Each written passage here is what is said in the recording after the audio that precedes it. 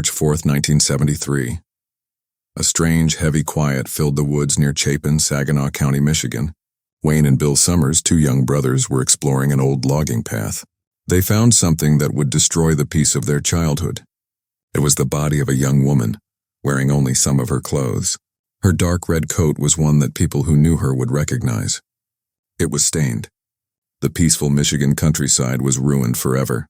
When Saginaw County police officers arrived, the scene was horrible. People had hoped that Dawn had just run away or was being held somewhere. Those hopes died when they confirmed the terrible truth. She was lying there with 3 .22 caliber bullets in her body. 2 bullets hit her head. 1 hit her back. There were clear signs of a terrible fight. Her arms had scrapes. Her clothing was torn. These showed she had fought hard to stay alive.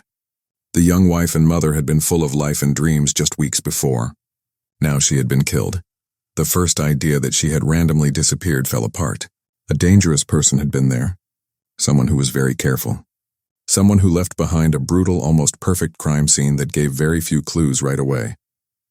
For nearly 30 years, the murder of Dawn Lee Swan Magyar haunted Michigan. A young life was ended too soon. A husband, a mother, and a son were left looking for answers that never came, until now. Before we continue this shocking story, take a second to hit subscribe and like this video. Your support helps bring these forgotten stories to light. The algorithm will make sure you don't miss any future uploads.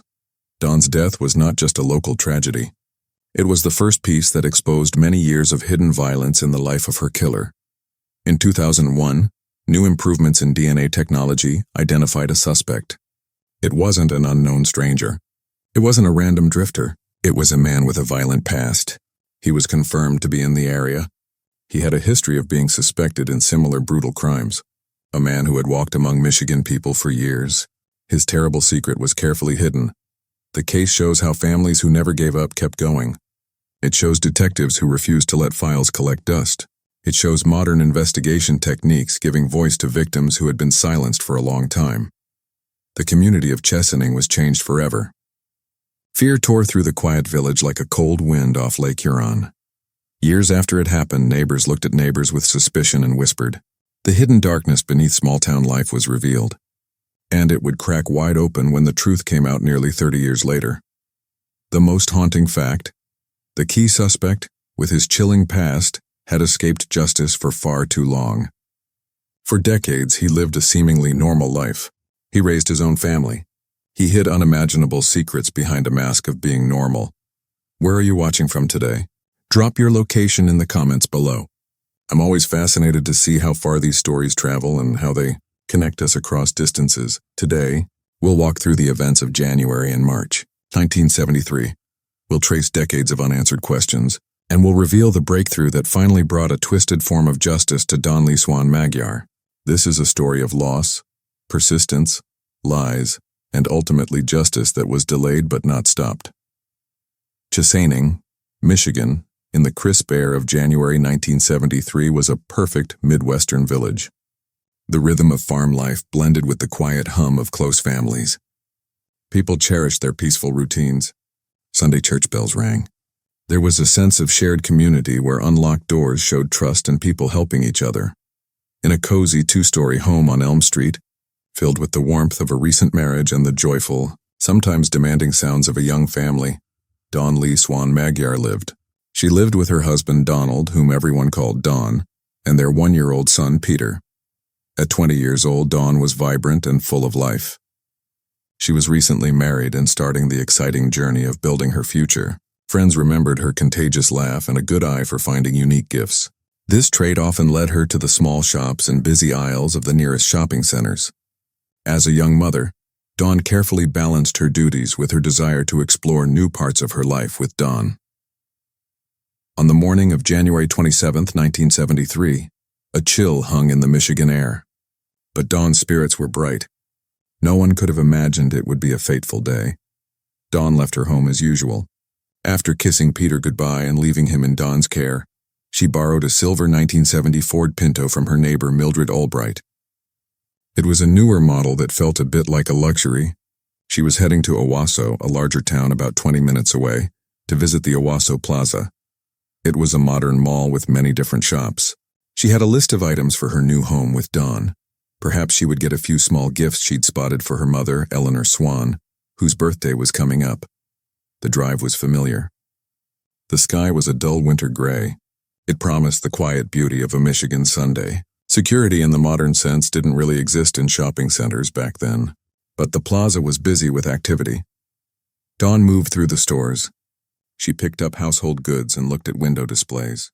Around 2:30 p.m., she ran into Janice Simpson, a close friend from high school near the entrance of the J.C. Penney. Before we continue this shocking story, take a second to hit subscribe and like this video. Your support helps bring these forgotten stories to light. The algorithm will make sure you don't miss any future uploads. She needed to get home to get dinner ready for Dawn and to take over watching their child. It was a brief, ordinary meeting, but it became the last confirmed sighting of Dawn Lee Swan Magyar. As the late afternoon sun began going down early, casting long shadows across the snow-covered fields, Dawn grew worried. Dawn should have been home hours ago. Peter, typically a cheerful baby, had grown fussy. His happy gurgles were replaced by demanding cries that Dawn couldn't quite calm. He stood on the porch, occasionally walking to the end of their street, looking toward the main road where Mildred's Pinto should have turned. The cheerful hum of their home slowly gave way to a scary silence. It was broken only by Peter's growing cries. Dinner, which Dawn was supposed to prepare, remained uncooked. Calls to Mildred confirmed Dawn hadn't returned the car. As darkness settled thick and heavy, the once lively house felt hollow. It was filled only with Dawn's growing dread and Peter's constant cries for his mother. Where are you watching from today? Drop your location in the comments below. I'm always fascinated to see how far these stories travel and how they connect us across distances. To Dawn and Dawn's mother, Eleanor, each passing hour sharpened a chilling question. Where had Dawn Lee Swan Magyar gone, and what happened to her after that cheerful chat at the Owosso Plaza? As the clock ticked past 9 p.m., Dawn could wait no longer. His heart pounding with dread, he grabbed the phone. His hands were trembling as he dialed the Chesaning Police Department. His voice was rough but firm as he told the dispatcher, "My wife is missing." Peter, now exhausted, had finally drifted off in his crib, but his silent presence felt large. Within 20 minutes, the stark white and black patrol cars of the Chesaning Police and Owosso County Sheriff's Department pulled up to the curb. Their lights cast jagged shadows across the front lawn. Two officers, Patrolman Jedediah Clark and Deputy Roscoe Hammond, entered. Their notebooks were open. They asked cold, practical questions that felt almost cruel in how emotionless they were. They asked Dawn to recount Dawn's exact schedule. What time did she leave? Which mall did she visit? Who might she have seen? Dawn answered in detail. His voice was strained but firm. Dawn's mother, Eleanor Swan, sat beside him. Her face was pale and marked with worry. She nodded in confirmation, occasionally glancing towards Peter's silent room. Deputy Hammond asked what Dawn was wearing when she left. Dawn closed his eyes, picturing her. A warm dark red wool coat, dark jeans, and her favorite worn leather boots. She always dressed simply but with a touch of style, he whispered. His hands were clenched. The officers pressed further. Did Dawn show signs of depression? Were there recent marriage problems or money pressures that might make her want to disappear? Dawn nearly snapped. No, he insisted. His voice was rough and firm, silencing the room for a moment. She had no reason to leave this family. No reason to leave me and Peter. The officers wrote a few more notes and exchanged a doubtful glance that didn't escape Dawn. He felt suspected rather than supported. Outside, the police presence drew neighbors closer. First, a few peered from behind curtains. Then Marjorie Peterson, an elderly woman from next door, brought over a casserole. Her eyes were wide with worry. Harold Jenkins, the mailman who lived down the street, walked over with a flashlight, offering to help search. Whispers spread. Some were praying, others were guessing. The Magyar home, once a symbol of newlywed joy, shifted from tension to complete chaos. The phone rang constantly. Calls came from Dawn's brothers, Max and Larry Swan. Calls came from friends like Janice Simpson. All asked the same question. Is it true she's missing? Have you found anything? Dawn repeated the same exhausted answer. No, we don't know anything yet. Eleanor sat in a corner, holding a framed photo of Dawn. She was trembling, Feeling their once safe world turn foreign and terrifying, she was painfully aware of Peter sleeping soundly in the next room, unaware of the storm brewing around him. As daylight broke on January 28, 1973, the darkness and unease stayed. People in Owosso and Chesaning stepped out of their homes haunted by the previous night's news. Stories buzzed in corner diners and gas stations. Worried glances were exchanged on the way to school, all centered on Dawn Lee Swan Magyar. For Dawn and Eleanor, it was their first morning without Dawn, when fear became chilling reality. Peter woke up. His confused cries joined the heavy silence of the house. It was a constant reminder of the absence. Police returned early, bringing large maps to outline search areas. Dawn, exhausted from a sleepless night, pointed out places Dawn went to in Owosso. Eleanor, after calming Peter, tried to recall every detail about Dawn's habits at the mall and where she usually parked. At 8:20 a.m., an emergency meeting took place at the Owosso Police Department. A search team formed. It included city police, the Shiawassee County Sheriff's Department, and dozens of community volunteers. Neighbors, friends, even strangers felt compelled to help. Quickly printed flyers with Dawn's photo in bold text, "Missing, have you seen Dawn Lee Swan Magyar?" were given out across roads, convenience stores, churches, and gas stations. A copy was taped to the entrance of the Owosso Plaza, where she was last seen. The search began along Dawn's usual routes. Groups spread out through Owosso and surrounding country roads. They searched alleys. They called her name with faint hope she was merely lost or injured. Police dogs traced her scent from the mall's parking lot to the main roads. But the trail vanished, as if Dawn had been swallowed by the towns. By midday, tension gripped the search team. Dawn, after leaving Peter with Eleanor, stood at the edge of the search. He was watching, his eyes flickering with hope that dimmed with each shake of a police officer's head. Owosso residents gathered at blocked-off areas, whispering guesses. Local reporters recorded every move. The Owosso Argus Press ran a bold headline: "Young Chesaning Mother Vanishes, Police Expand Search."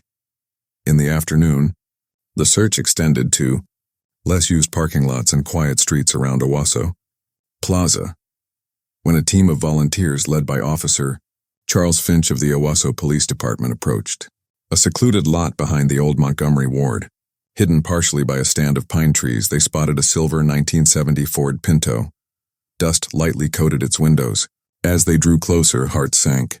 It was Dawn Lee Swan Magyar's car. Police immediately blocked off the area, ordering everyone to stay back. Dawn and Eleanor were called to the scene. Upon seeing the familiar borrowed car, Dawn's legs nearly gave out. Eleanor sobbed, clinging to Doris Miller, a family friend who had joined the search.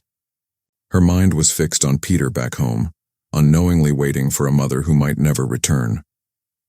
Inside the car, police found Dawn's recently purchased packages on the passenger seat. Her brown leather purse lay on the dashboard, but the car keys, usually in the ignition, were scattered on the floorboard around the driver's seat.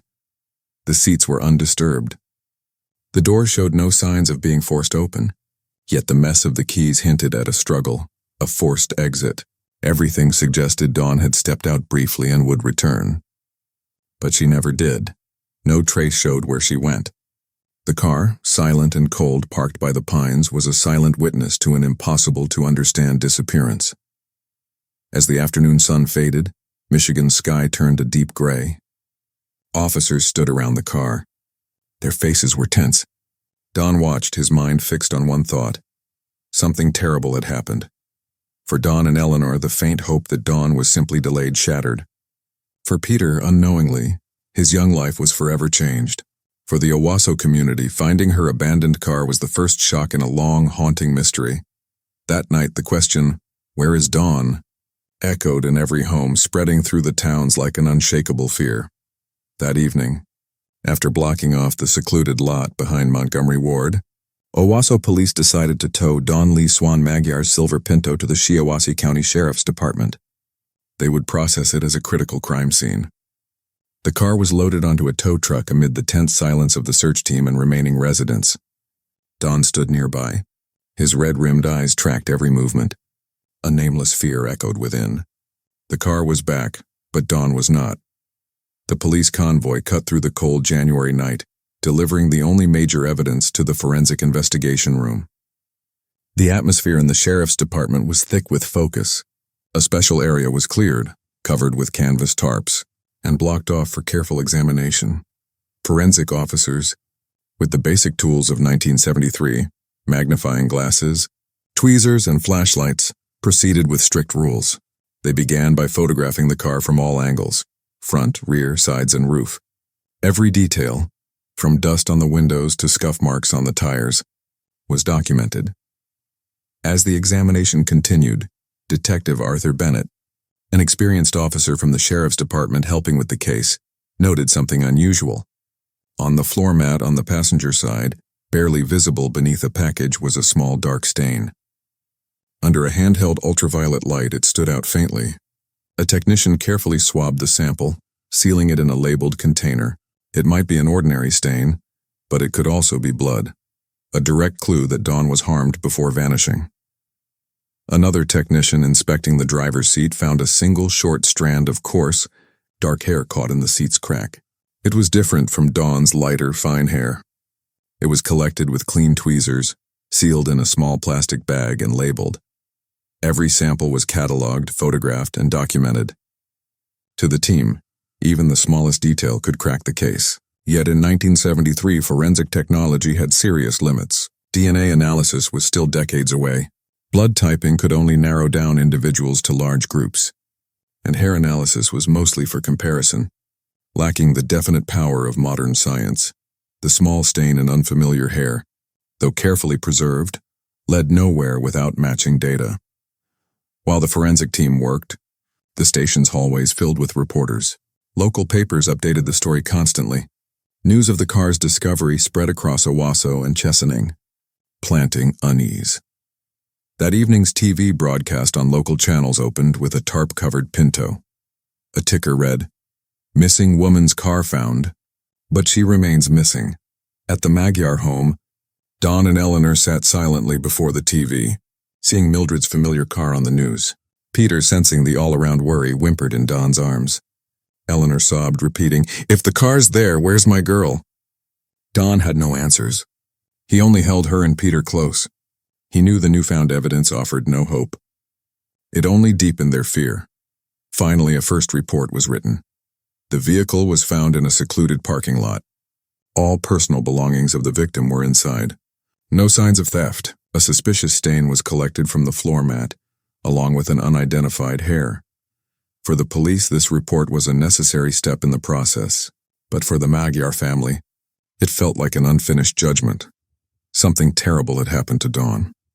The next morning, January 29th, the Owosso Argus-Press hit the stands with bold headlines. "Missing woman's car found? Still no Dawn Magyar." The Shiawassee County Sheriff's Department faced immediate pressure from the media and community. Yet while searches continued outside, a quieter, more careful investigation unfolded behind the station's doors. It focused on witness interviews from the Owosso Plaza, where Dawn was last seen. Detective Barnes and Detective Brenda Farrell spent the morning carefully looking over initial statements and drawing out timelines by hand. They confirmed Dawn's departure from the plaza around 2:40 p.m. through Janice Simpson's memory. It was also confirmed by Mr. Silas Croft, a serious clerk at the plaza's Woolworths, who remembered seeing a young woman in a dark red coat leaving with packages around that time. But what made the detectives review their notes and diagrams repeatedly was a consistent yet unclear detail coming from the parking lot. Phyllis Harding, who worked at the plaza's record store, had reported seeing Dawn in the parking lot. Phyllis said that after leaving the store, she stopped to load groceries into her trunk a few rows from Dawn's car. She briefly saw Dawn talking to an unfamiliar man. He was tall with thinning brown hair, wearing a worn denim jacket. They seemed to exchange a few quiet words for less than a minute. Importantly, Phyllis also clearly recalled seeing a dark blue Ford pickup truck, an older model, sitting nearby. Then it slowly pulled out as Dawn and the man disappeared from her view, walking quickly towards the back of the lot. Police listened closely, noting details. Male, about 40s, thinning brown hair, worn denim jacket, dark blue Ford pickup. But Phyllis didn't see his face clearly, and the distance left her unsure whether they knew each other or were speaking casually. Ronald Davies, a plaza janitor, later confirmed seeing an old, Faded dark blue pickup truck parked unusually far from the main entrance for a good part of the afternoon. No one, however, could recall a license plate. These were just unclear but notable statements. In the briefing room, as the gathered witness accounts were presented, Detective Barnes frowned. They had a sequence. Dawn left the Owosso Plaza at 2:40 p.m. A mysterious dark blue pickup was seen, and multiple witnesses saw her talking to an unknown man, but nothing was solid enough to identify a suspect. The witness descriptions were consistent, but lacked clear identification. Everything stalled at suspicion. The Magyar family was called in for an update. Hearing the detailed accounts, Dawn couldn't hold back tears. He recognized Dawn's familiar gestures, the way she carried bags, her slight smile, now described by others. She wasn't worried. No signs of anything wrong, Dawn said, voice choked. That only means someone did something to her right after she left the store. Eleanor held his hand, thinking of Peter, who had clung to her all morning, sensing the spreading sadness. In the Owosso community, these new details spread quickly. People whispered about the dark blue pickup, the strange man in the plaza lot. Some swore they'd seen a similar truck parked nearby before. Others claimed to have noticed a man matching the description near the store. But these were rumors, lacking solid evidence. Police recorded and checked each tip carefully, cross-checking names and vehicle descriptions, only to dismiss them for lack of proof. That evening, the news on local radio stations broadcast the latest witness descriptions, detailing the dark blue pickup and the unknown man. The announcer read, "Witnesses recount Dawn Magyar's final moments." Who was the unknown man? The towns listened. Many shook their heads in a chill. From an ordinary young mother shopping, Dawn had become the center of an unsolved mystery. And the Owosso police, despite a few puzzle pieces, couldn't yet form a complete picture. The investigation report closed that day. Dawn Magyar was seen leaving the Owosso Plaza at 2:40 p.m. Multiple witnesses reported a dark blue pickup truck in the area. One saw Dawn speaking with an unidentified male. Insufficient data to identify a suspect. The next morning's paper ran, "Witness accounts provide clues, but Magyar disappearance remains unclear." In the Magyar home, Dawn and Eleanor stared at the paper, feeling lost in a dark maze. Peter, usually babbling happily, seemed quieter, mirroring the heavy atmosphere. Traces and paths, all leading to dead ends. Weeks stretched into a grim eternity for the Magyar family. February had given way to March, and still there was no sign of Dawn. Dawn and Eleanor clung to each other. Their initial panic hardened into a dull, constant ache. Peter, now 14 months old, often looked toward the front door. His innocent babbling was tinged with a questioning sound, as if waiting for a familiar face. Eleanor, tirelessly caring for him, tried to explain, "Mama's coming home, sweetheart." But the words felt hollow even to her. The massive searches had slowed down. The flyers were weathered and torn. The Owosso Argus Press no longer ran daily headlines, replacing them with smaller, more somber updates. The hope that had flickered in January was now a faint, fragile flame. Then on the afternoon of Sunday, March 4th, 1973, a new horror unfolded. 10-year-old Wayne Summers and his 12-year-old brother Bill Summers were exploring a thick patch of woods on the edge of Chapin, a small community in Saginaw County, not far from Chesaning. It was a place where local kids often built forts and chased squirrels, a wild, secluded area known for its winding deer trails and thick undergrowth. As they went deeper, near an abandoned logging path, a foul smell hit them. Following it, they stumbled upon a sight that would haunt them for the rest of their lives. A body, partially hidden by thorny bushes and a thin layer of winter debris.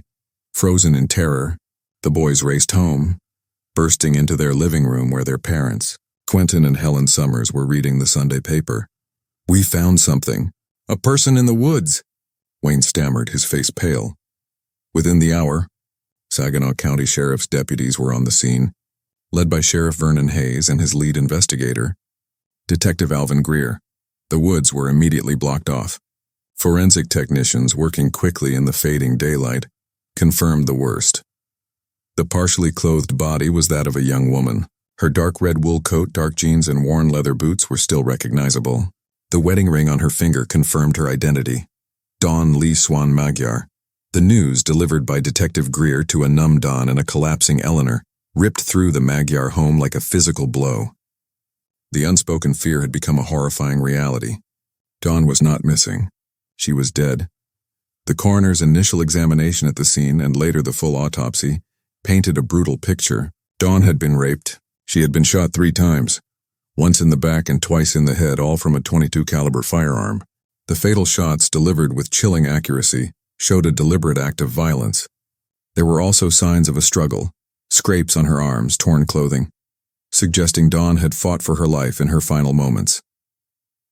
The discovery site itself offered few immediate clues beyond the body. The cold, hard ground had preserved some evidence but also made it difficult to find clear footprints or other forensic traces. The investigation immediately got more intense. Now it was a murder inquiry, led by the Michigan State Police, with Detective Barnes and newly assigned Detective Sergeant Steve Harshberger at the front. The .22 caliber firearm became the immediate focus. Police searched gun owners in the Chesaning and Owosso areas. One individual, Robert Shaw, was quickly identified. Shaw, a Chesaning resident who had known Dawn through casual meetings, voluntarily provided his .22 caliber gun for testing. However, forensic analysis, basic by today's standards but thorough for 1973, quickly ruled it out. The rifling marks on the bullets recovered from Dawn's body did not match Shaw's weapon. Another promising lead dissolved. News of Dawn's discovery spread like wildfire through Michigan. The Owosso Argus-Press ran a black-bordered headline, "Dawn Magyar's body found. Murder investigation launched." The initial shock gave way to deep grief and a chilling fear that settled over the once peaceful communities of Chesaning and Owosso. Who would do such a thing to a young mother? Public pressure mounted on law enforcement to find the killer. At the Magyar home, the grief was overwhelming. Dawn moved through a haze of shock. Eleanor struggled with bouts of uncontrollable sobbing, holding Peter close as if to shield him from the impossible-to-understand evil that had touched their family. Dawn's brothers, Max and Larry Swan, arrived, their faces grim, offering what support they could. The funeral, a somber affair at St. Christopher Parish in Chesaning, was attended by hundreds. Father Michael O'Connell spoke of Dawn's vibrant spirit and the deep loss. Dawn held Peter, a tiny, bewildered figure, in his arms, as Dawn's casket was lowered into the earth. The community gathered around, offering condolences and sharing whispered prayers. But a sense of unease lingered, a dark shadow cast by the unsolved murder. As the weeks turned into months and the brutal Michigan winter gave way to a hesitant spring, the leads grew cold. Detectives Barnes and Harshberger chased every tip, interviewed hundreds of people, followed up on every dark blue pickup truck sighting, and carefully cataloged every piece of evidence. The coarse dark hair from the car, the bloodstain, the recovered bullets, but the puzzle pieces refused to fit into a clear picture. The person who did it seemed to have vanished without a trace, just as Dawn had. Detective Sergeant Harshberger and Detective Sergeant Mark Pendergrast, who joined the case to help organize the growing mountain of paperwork, found themselves increasingly frustrated. Without new evidence or a concrete suspect, the investigation slowly, painfully stalled. By the end of 1973, the initial intensity had faded. The large box labeled Magyar Dawn Lee Swan Murder, January 1973, was placed on a high shelf in the Sheriff's Department evidence room. Inside were hundreds of pages of reports, search maps, crime scene photos, and sealed samples like the bloodstain, the unidentified hair, and the preserved bullets. All were stored, awaiting new technology or an unexpected lead to revive the case. No one knew when that day might come. For the Magyar family, however, the silence was not an end. It was the beginning of a painful, decades-long wait for justice. Dawn, Eleanor, and young Peter would carry the unbearable weight of Dawn's memory, a wound that time could never fully heal. One quiet evening, as twilight settled over Chesaning, Eleanor sat rocking Peter, humming a soft lullaby. He squirmed, then pointed a chubby finger at her face. "Mama," he babbled, a clear, sweet sound that pierced through the grandmother's heart. Eleanor froze, her eyes welling up. Dawn, watching from the doorway, felt a deep, aching sorrow. Peter, in his innocence, had given voice to the devastating truth of their loss, unknowingly calling out for the mother he would never truly remember. The case of Dawn Lee Swan Magyar had become what investigators called a cold case. For Chesaning, The once peaceful village now bore the permanent scar of a brutal, unsolved murder. By 1978, 5 years after Dawn Lee Swan Magyar vanished, the atmosphere in her family home had completely changed. Dawn Magyar, once a vibrant young husband, became a man marked with quiet grief. He worked hard, came home to Peter and Eleanor, and cooked dinner. But his eyes held a permanent sadness. Eleanor Swan, despite her strong will, visibly aged under the weight of her daughter's unresolved murder. She became Peter's main caregiver, a constant, loving presence, though every mama from Peter, now a bright-eyed 5-year-old, still carried a bittersweet sting. The Magyar family continued to hold their prayer services. It was a tradition they maintained ever since Dawn went missing. Each year on January 27th and again on March 4th, they gathered with a handful of loyal neighbors, including Mildred Albright and Marjorie Peterson, at St. Christopher Parish or outside their home. Choked voices sang hymns in the cold Michigan night. Prayers were sent into the wind, hoping for the truth to come out. For Dawn, Eleanor, and young Peter, it was the only way to keep Dawn's memory alive, ensuring the world remembered her presence and love. Peter, growing taller each year, stood beside his grandmother, holding a small white candle. His young face was serious, a silent participant in a grief he was too young to fully understand but felt deeply. The press, after a few years, occasionally revisited the case. But the tone shifted from initial sympathy. It turned negative. A forgotten murder.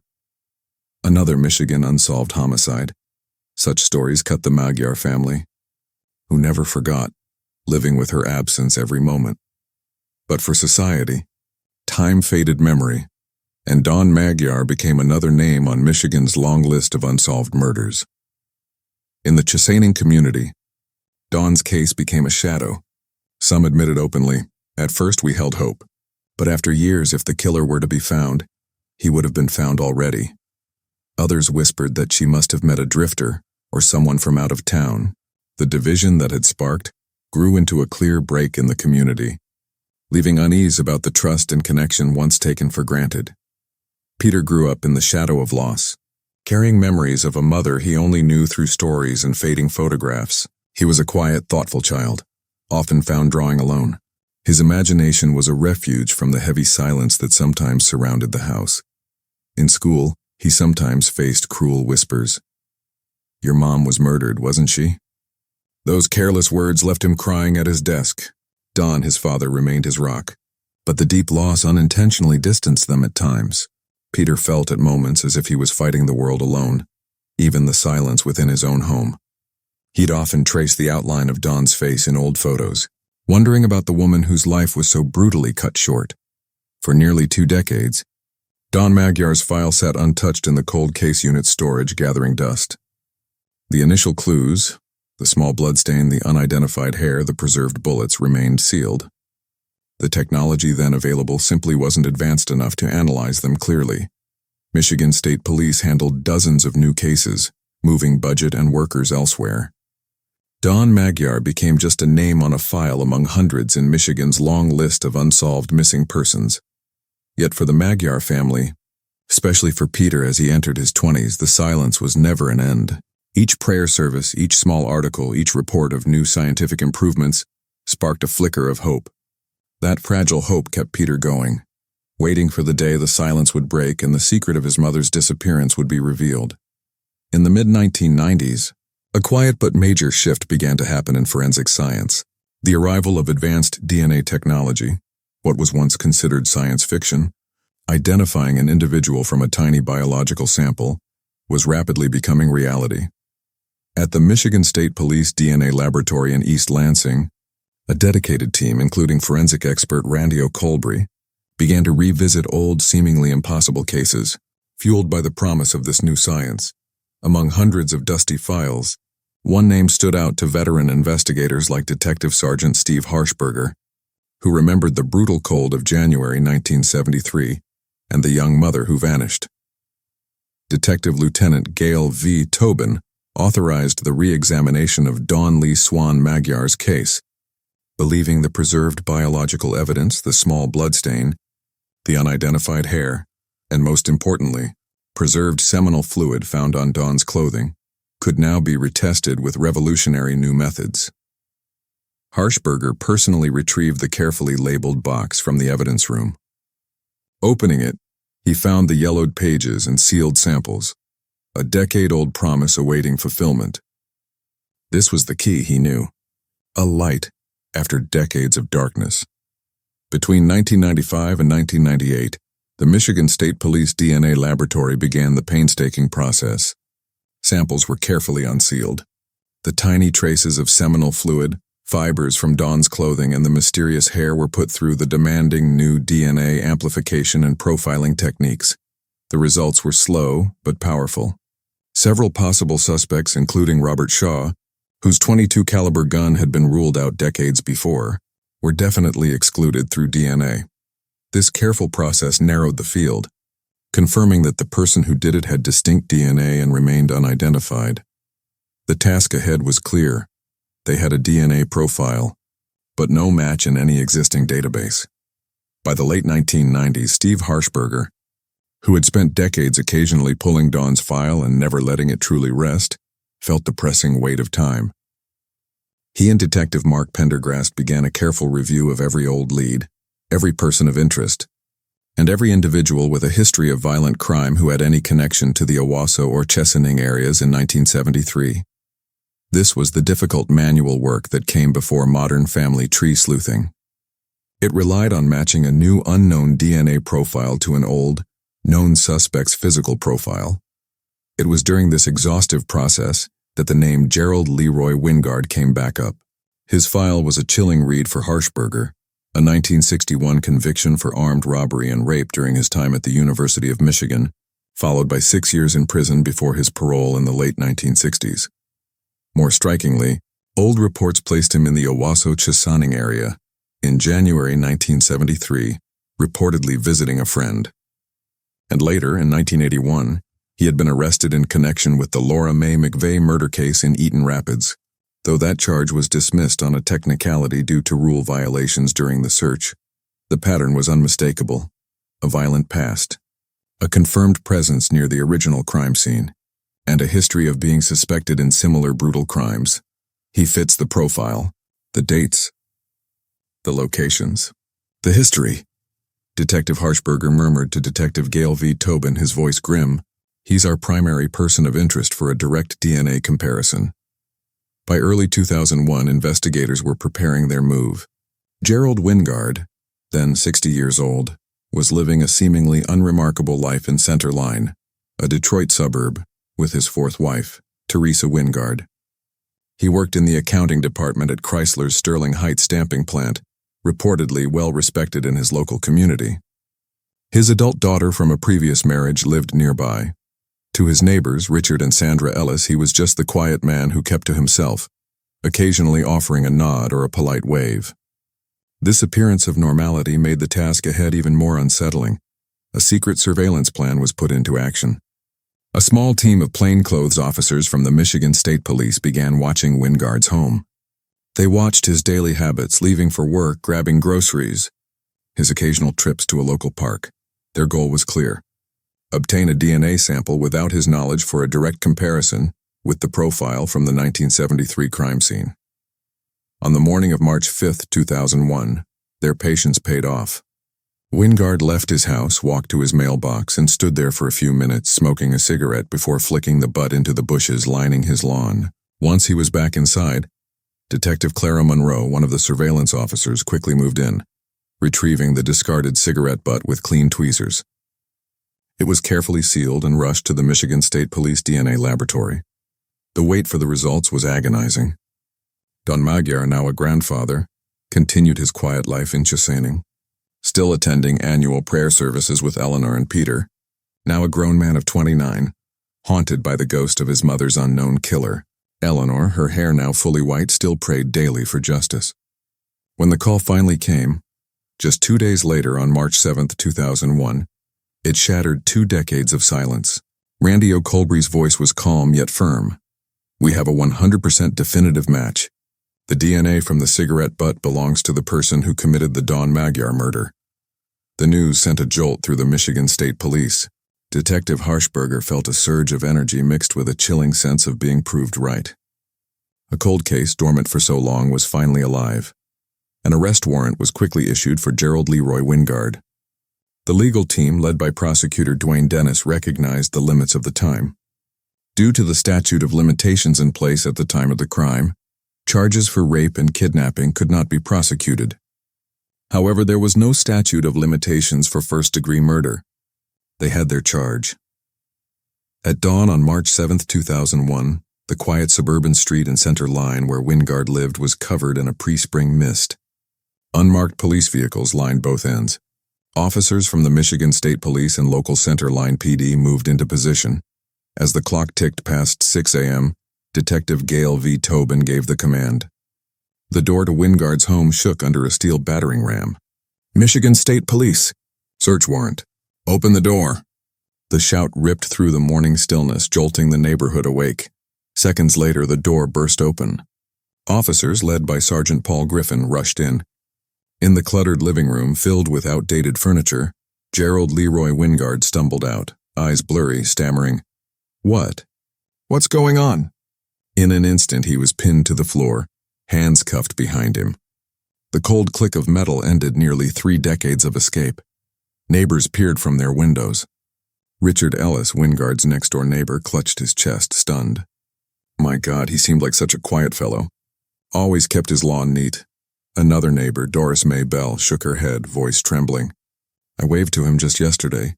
You never know who you're living next to." Wingard, in a crumpled gray t-shirt, hair disheveled, wrists gleaming in cuffs, was escorted out. He shouted, "I didn't do anything."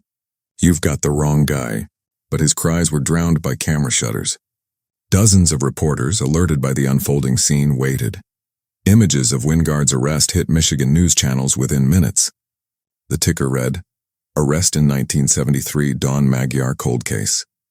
In a brief press conference afterward, held by prosecutor Dwayne Dennis alongside Detective Gail V. Tobin, the announcement echoed across the state. After nearly 3 decades, we have arrested Gerald Leroy Wingard, 60, a Centerline resident, charged with the first-degree murder of Dawn Lee Swan Magyar. DNA evidence, carefully preserved and re-examined, clearly confirms his role. Reporters crowded, flashes blazing. A Detroit Free Press journalist asked, "What was the suspect's motive?" Detective Lieutenant Tobin replied calmly, "It's too early to conclude, but we believe this was a brutal, deliberate act of violence." In the Magyar home, Dawn and Eleanor sat before the TV. Peter stood stiffly behind them, his hand on his father's shoulder. They watched Wingard in cuffs.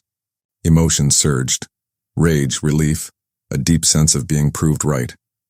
Dawn sighed, his voice thick with emotion. "Finally, justice has knocked on our door." Eleanor, her face streaked with tears, whispered, "Dawn, they found him." Peter, his eyes brimming, squeezed his father's shoulder. "Mom, she's not forgotten anymore." The press exploded. Headlines dominated. Arrest made in 1973 Dawn Magyar cold case. Gerald Wingard, quiet neighbor or killer. 3 decades of silence, justice finally speaks. TV stations brought in experts to discuss how DNA technology, specifically direct comparison, cracked the case, calling it a major triumph for Michigan's criminal investigations. Chesaning and Owosso buzzed. Many gathered to place flowers and candles outside the Magyar home, where Dawn's photo hung prominently by the window.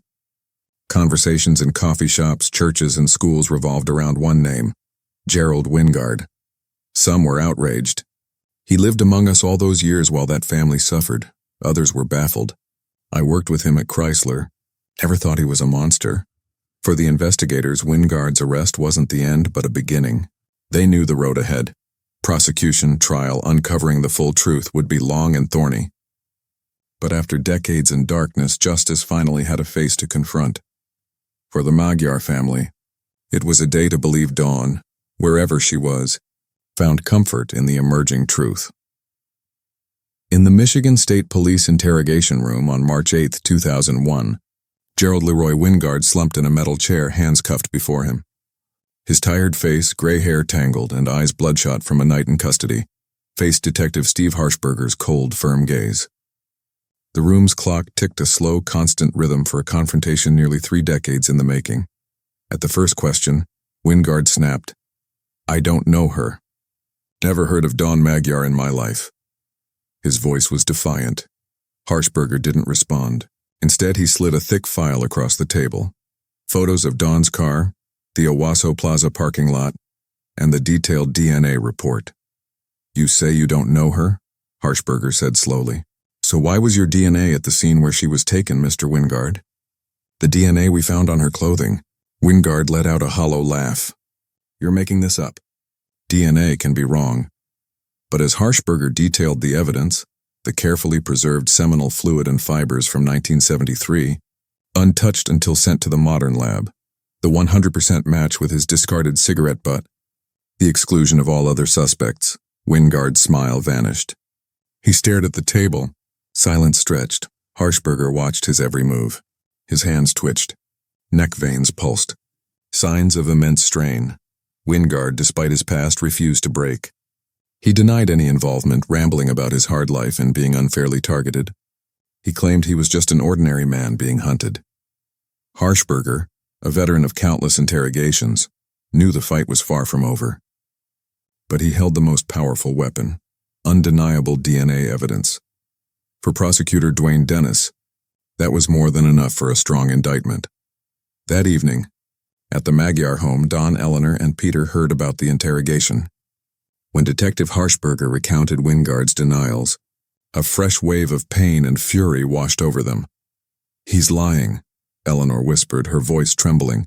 Peter, now standing as tall as his father, gripped his dad's arm. He won't get away with it. Not this time, the press blared. Suspect in Dawn Magyar case denies all charges. But for the family and for the increasingly enraged community, the DNA spoke louder than any denial. On April 20th, 2001, at the Montgomery County Court, the formal indictment against Gerald Leroy Wingard was announced. After weeks of forensic analysis and evidence consolidation, prosecutor Dwayne Dennis declared charges of first-degree murder. The document detailed every piece of evidence, the perpetrator's DNA profile from the crime scene, the 100% DNA match with Wingard, the forensic report confirming Dawn was raped and shot 3 times with a .22 caliber firearm, and the historical records placing Wingard in the area with a history of violent offenses. The core was the direct DNA match, undeniable proof linking Wingard to the brutal crime. The press room afterward was packed with reporters. Dwayne Dennis standing beside Detective Lieutenant Gail V. Tobin and Randy O'Colby, who was from the DNA lab, held the indictment high for cameras. His voice rang out, "Justice may be delayed but never gone. Today we charge Gerald Leroy Wingard for the brutal acts that took Dawn Lee Swan Magyar's life. After nearly 3 decades, the truth is finally exposed." The statement was quoted across newspapers and broadcast on Michigan's TV channels as a declaration. Dawn, Eleanor, and Peter sat in the front row as the prosecutor read the charges. Eleanor clutched Dawn's hand, tears streaming. Dawn nodded slightly, eyes fixed on the podium. Peter stood firm, his jaw tight. Dawn whispered, "Dawn, they finally named what happened to you." For the Magyar family, the indictment wasn't just legal paperwork. It was confirmation that Dawn was a victim of a monstrous crime, not a woman who simply vanished as cruel rumors once claimed. Outside the courthouse, Michigan's community gathered in droves. Many held white candles and Dawn's photo, raised high for TV cameras. An old Chesaning neighbor, Clara Jennings, choked up during an interview. "Decades we lived in doubt and division. Today justice gave us an answer." The Detroit Free Press ran a bold headline. Gerald Wingard formally charged in 1973. Dawn Magyar murder. TV channels analyzed how direct DNA comparison unlocked the case, calling it one of Michigan's most significant investigative breakthroughs. Editorials emphasized, society must not forget missing victims, as a single new spark can bring justice back. For the investigative team, led by Harshberger and Tobin, the indictment day was a milestone. They recalled retrieving the dusty case file with faint hope. Now it was a full criminal case headed to trial. Relief and determination surged within them.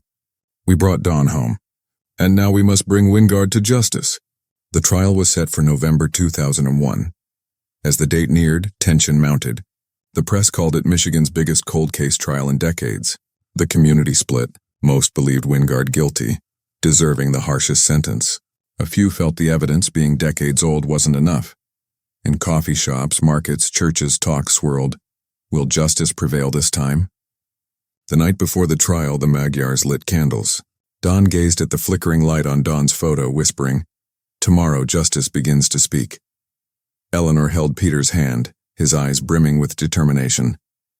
Dawn fought. Now we fight for her. Outside, Michigan seemed to hold its breath, awaiting the moment truth faced justice's light. On November 5, 2001, Shiawassee County Circuit Court was packed. Michigan focused on the trial decades in waiting. Reporters crowded the halls. TV cameras aimed at the entrance where Dawn, Eleanor, and Peter Magyar entered, firm in their resolve. In the large courtroom, the 12 jurors sat attentively, facing the presiding judge. Across from them sat Gerald Wingard in a drab prison jumpsuit. His gray hair was thinner. His eyes looked away. His face was pale. Prosecutor Dwayne Dennis opened with a powerful presentation.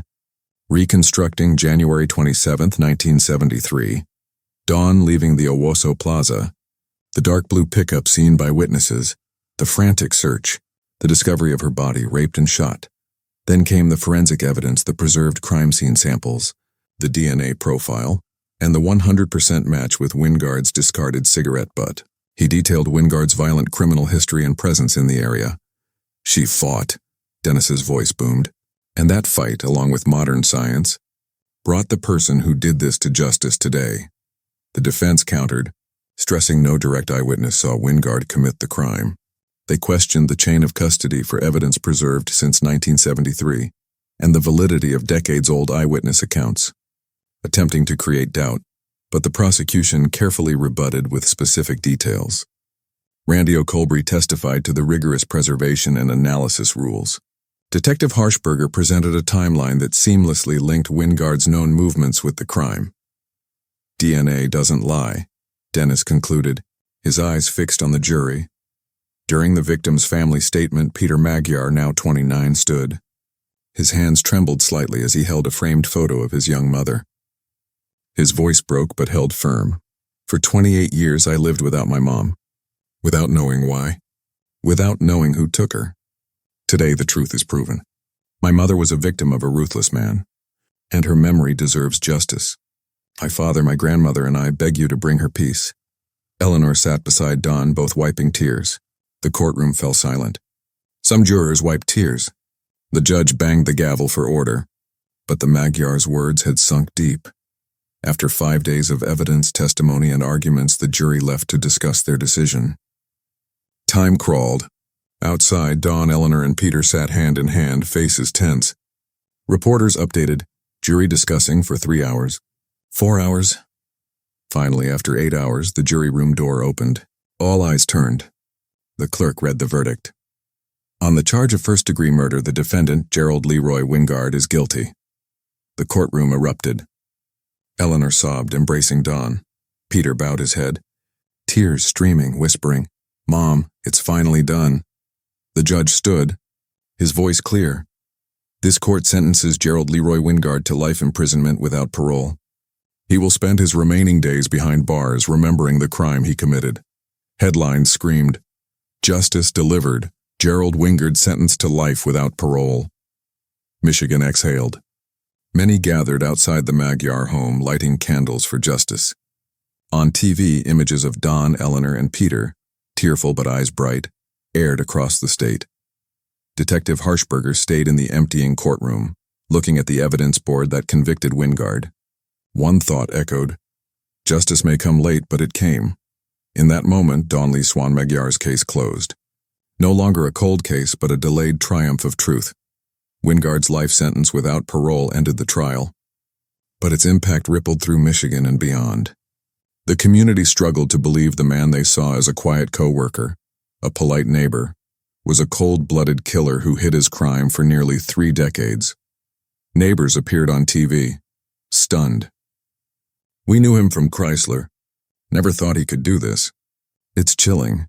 The shock shook Michigan, raising questions about how evil can hide in plain sight. Overnight, national papers reported. The New York Times ran, "Michigan man convicted in 1973 cold case murder." The Washington Post analyzed how DNA comparison became a case-breaking tool. Major networks like CNN, NBC, and ABC aired specials, emphasizing that Dawn Magyar's case proved cold cases never truly die with technology and persistence. Evening talk shows hosted forensic experts, investigative journalists, and families of missing persons. A prominent host opened, "What chills us isn't just the crime, but that justice can sleep for nearly 30 years, then awaken with a single cigarette butt." As the media exploded, the Magyar family quietly prepared for a different kind of closure. On December 15, 2001, a memorial service for Dawn took place at St. Christopher Parish, followed by a graveside service where her remains had been laid to rest in 1973. Hundreds attended, not just relatives, but 1973 search volunteers, loyal neighbors, and old friends. The simple headstone placed decades before now felt heavier with meaning. Don stood by the grave, his voice choked. "For 28 years we visited this stone wondering. Now Dawn knows peace." Eleanor, holding Peter's hand, read a letter. "My dearest Dawn, Peter grew up to be a wonderful man. He never forgot you. Now your killer is where he belongs." The words brought the crowd to tears. People left flowers, lit candles, and some strangers whispered apologies for once believing rumors about the case. The service was not just a farewell, but a cleansing of the community's shared memory. Gerald Leroy Wingard died in prison on August 20th, 2022.